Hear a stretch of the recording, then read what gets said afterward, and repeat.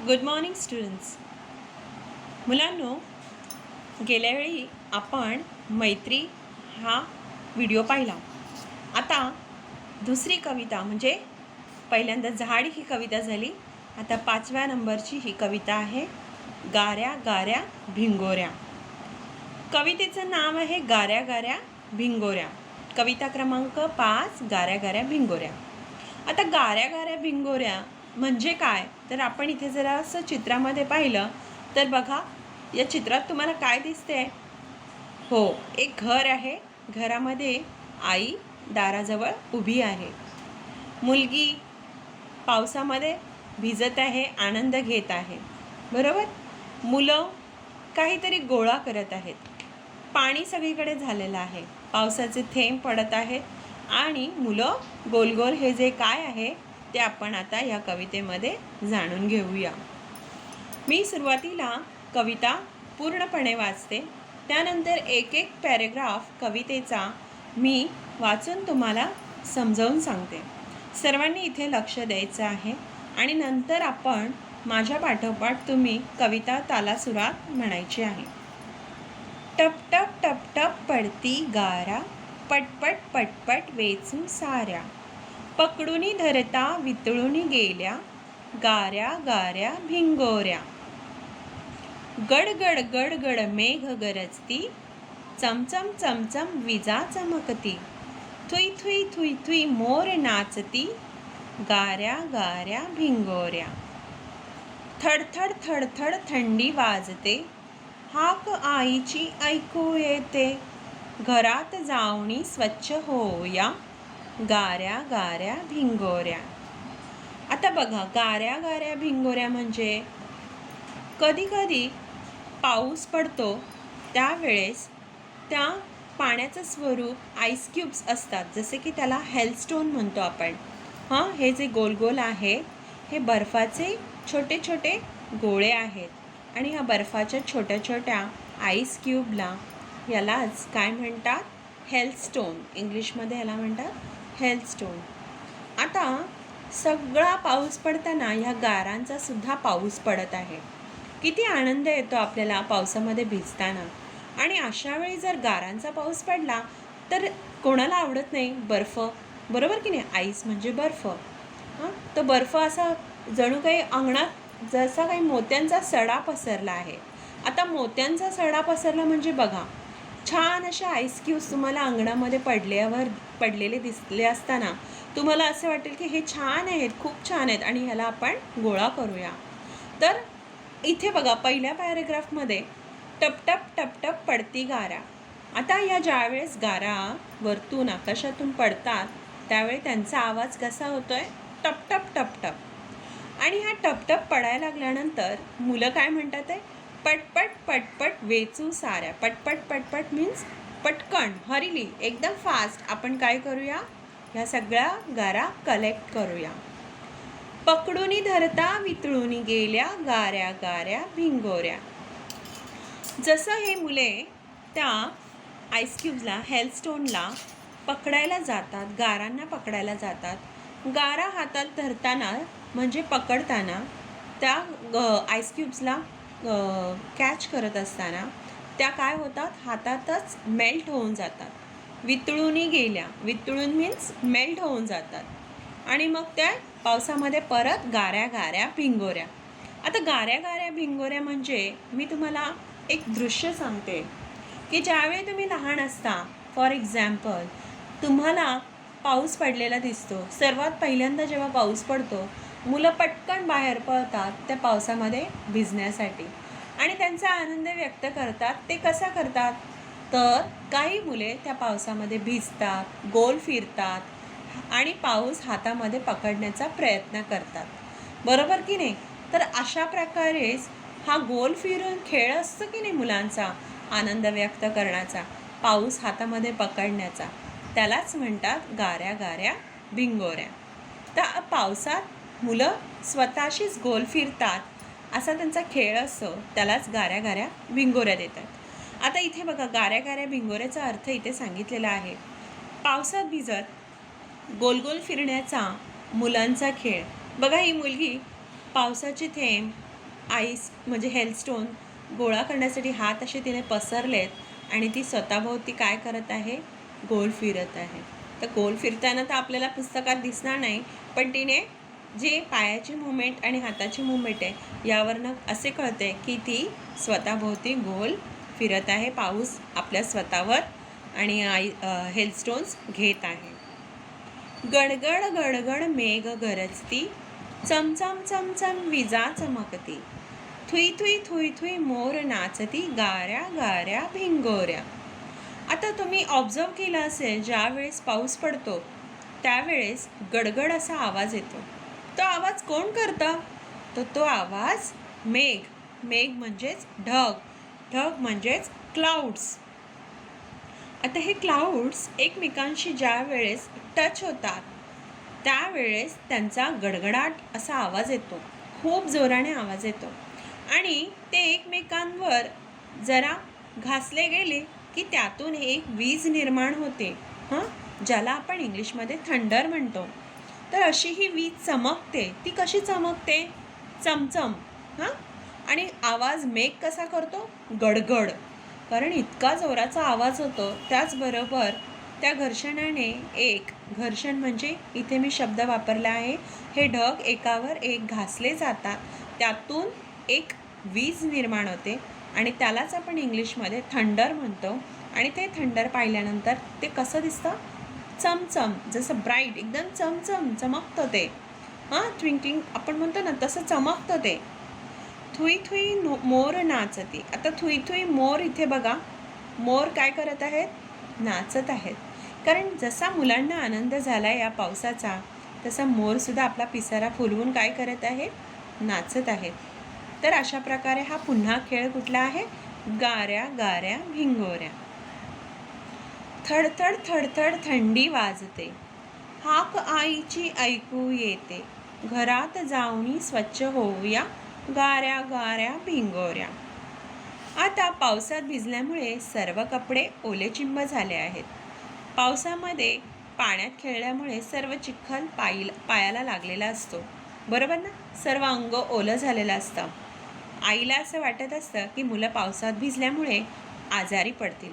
बघा, तुम्हीसुद्धा कधी पावसात असं खेळताना तुम्हाला आई आवाज देते आणि सांगते की अरे असे पावसात भिजू नका, खेळू नका, या घरी लवकर. तसंच ही आईसुद्धा मुलांना काय करायला लागली आहे?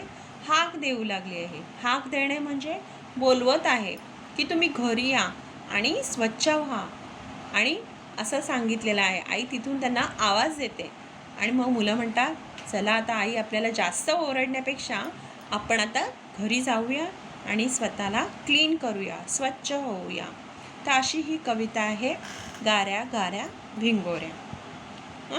आता माझ्या संगती म्हणजेच माझ्यानंतर तुम्ही पहिल्यांदा ऐकायचं आहे आणि मग तुम्ही तालासुरात बोलायचं आहे. अशा प्रकारे कविता तुम्ही तालासुरात म्हटल्यानंतर तुम्हाला ते सॉन्ग जे आहे ती नादमय कविता बोलण्याला सोपी जाईल. टप टप टप टप पडती गारा, पट पट पट पट वेचू साऱ्या, पकडून धरता वितळून गेल्या, गाऱ्या गाऱ्या भिंगोऱ्या. टप टप टप टप पडती गारा, पट पट पट पट वेचू साऱ्या, पकडून धरता वितळून गेल्या, गाऱ्या गाऱ्या भिंगोऱ्या. गडगड गडगड मेघ गरजती, चमचम चमचम विजा चमकती, थुई थुई थुई थुई मोर नाचती, गाऱ्या गाऱ्या भिंगोऱ्या. थड थड थड थड थंडी वाजते, हाक आईची ऐकू येते, घरात जाऊनी स्वच्छ होऊया, गाऱ्या गाऱ्या भिंगोऱ्या, गाऱ्या गाऱ्या भिंगोऱ्या. तर अशा प्रकारे तुम्हाला कविता माझ्यानंतर तालासुरात म्हणायची आहे आणि तुम्हाला लर्नसुद्धा करायची आहे. आता आपण पाहूया, यावरचे मी काही नोट्स दिलेले आहेत तुम्हाला कवितेचे, गाऱ्या गाऱ्या भिंगोऱ्या. आता गाऱ्या गाऱ्या भिंगोऱ्यामध्ये आपण अभ्यास करूया. पहिला कोण ते सांगा. इकडे बघा, टपटप पडणाऱ्या. टपटप काय पडतात? काय पडताना आवाज होतो टपटप? तर गारा. गडगड गरजणारे.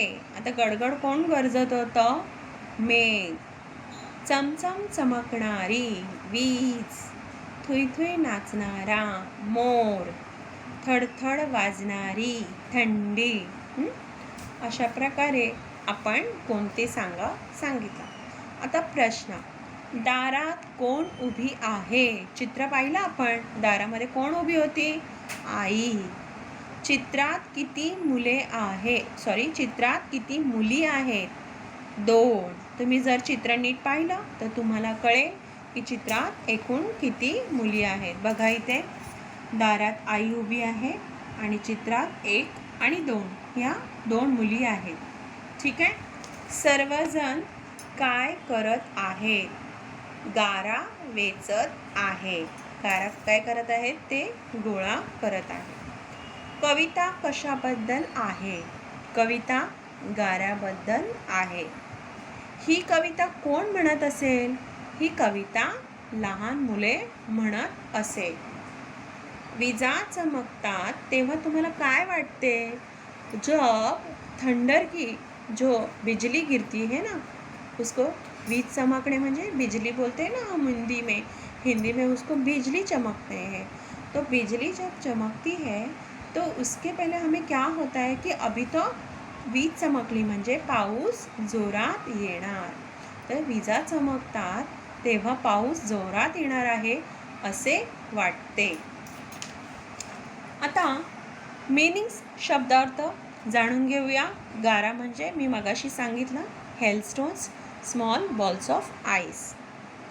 मोर, पिकॉक, पाऊस, रेन, मेघ, क्लाउड्स, वितळणे, टू मेल्ट.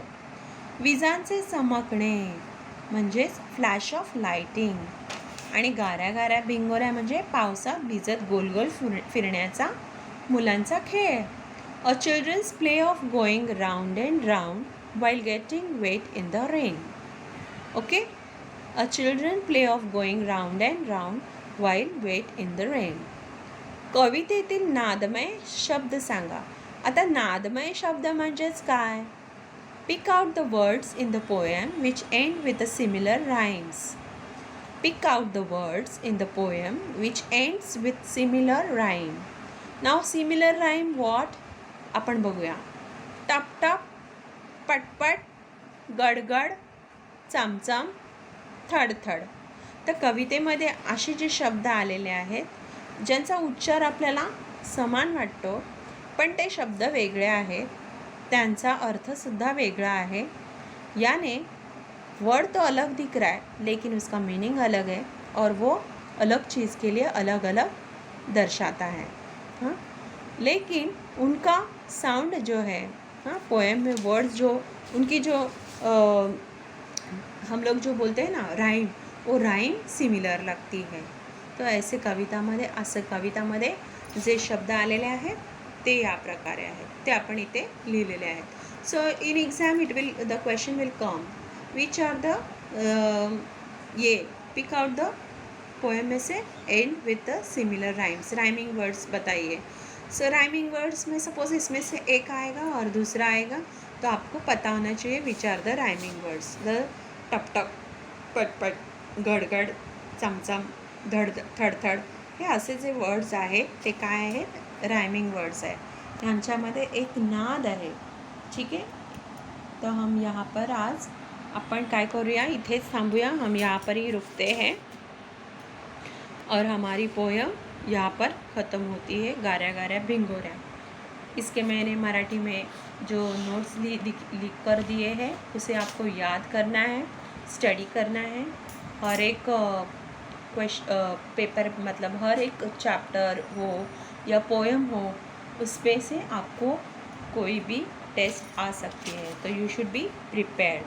ओके बच्चे, सब लोग सुनो कि जिस दिन टीचर जो भी गूगल क्लास में पढ़ाती है, गूगल मीट में एक्सप्लेन करती है, तो शाम को थोड़ा सा समय निकालो और वही रिवाइज़ करो.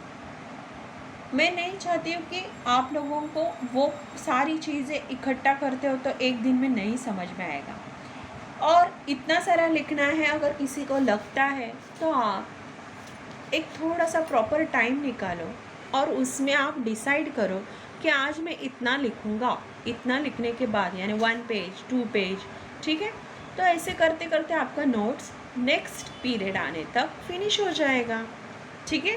तो ऐसे हमारा गार्या गार्या भिंगोऱ्या पोएम यहाँ पर ख़त्म हुआ है। इसके साथ मैं PDF भेजूँगी आपको, वो नोट्स मराठी के नोटबुक में लिखना है। तो we will stop here now, okay, thank you.